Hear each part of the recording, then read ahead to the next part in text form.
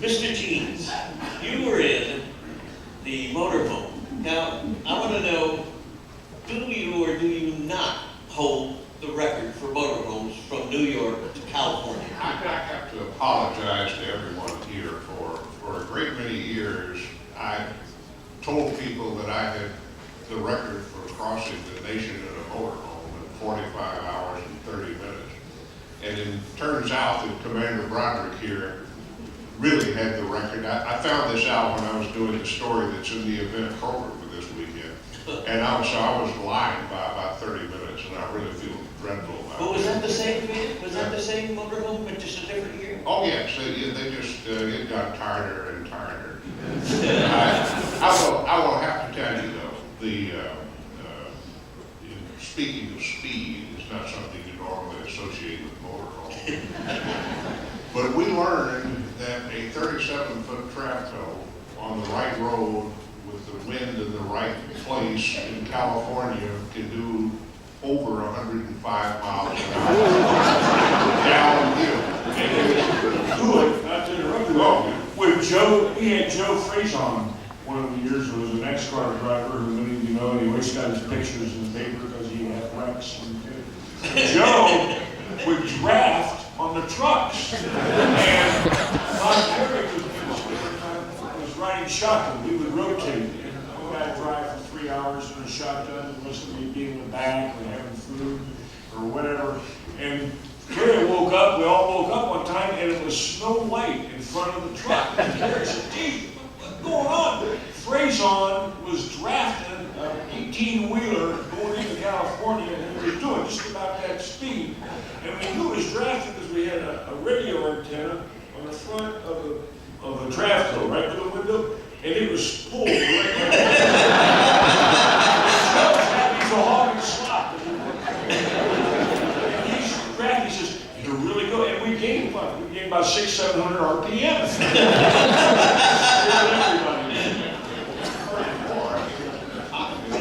Help reduce our dependence on foreign oil. And didn't he pass somebody? Didn't he move out of the draft and pick somebody else up? No, because if you broke that, you were history. But I want to correct one thing here.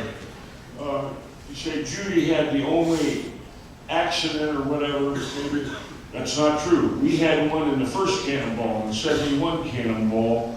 We had a large tray of lasagna that was made by Pal Parker, a photographer friend of mine from many years back. His wife was a great Italian cook. It was in the oven, and we went around a turn, and the entire tray of lasagna went on the floor, upside down, on a shag rug. And we lived with that halfway across the country.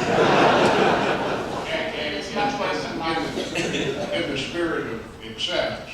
When the year I ran in the Travco, which was 75, Broderick brought a chef along from Cincinnati. And we had an entire refrigerator filled with pre-cooked Italian food, and careening off the interstate for our first fuel stop, the door flew open, and here came the Italian food again, except this time there must have been 3 cubic feet on it. Oh God, it was like a pizza parlor that the Board of Health had condemned. We did have one time where we got fed real good. I don't want to bore everybody, but I had a mobile telephone in a motorhome. This was 71. And part of the publicity thing we would do, I would get on, and this is when you didn't have these little cell phones. This thing was as big as a suitcase.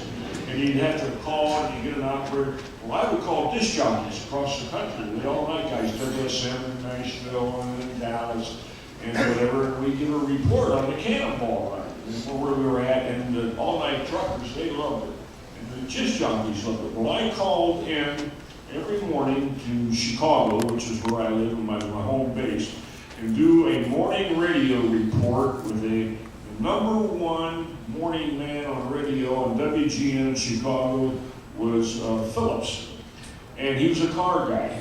And I'd call in, "Hi, and we're here, and yeah, we're going to go to Union 76 truck stop here and get some gas and whatever." We were just outside of Oklahoma City. And I had done a call in to do my morning report to the #1 station in the Midwest, actually, thousands of listeners, tremendous rating. Well, we pulled into the truck stop, and what had happened, that particular truck stop near Oklahoma City was leased from the company by the Recount bus company. And the vice president of that leasing organization that had the truck stop was on his way to work in downtown Chicago from the suburbs when I did my morning radio report.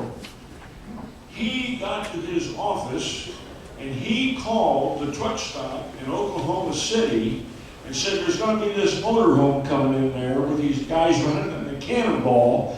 Take care of them. Well, we pulled in, we, unknown to us, pulled in the motorhome. We were going to get gas, and our tank held about 30 gallons. I mean, it was a really big tank. We stopped all the time for gas. Then we pulled in this truck stop, huge truck. Out comes buckets of fried chicken and mashed potatoes and biscuits, and we had hog heaven in from the rest of the day. Well, he called, his vice president called my boss in the office, said, hey, I just heard on the radio on Wally Phillips this morning what was going on with this Travco of yours in the Cannonball. He said, that's the greatest thing that I've ever heard in my life. That's the best promotion you ever did for our truck stops. And I think it's terrific. Well, my boss said, well, it's just part of our program.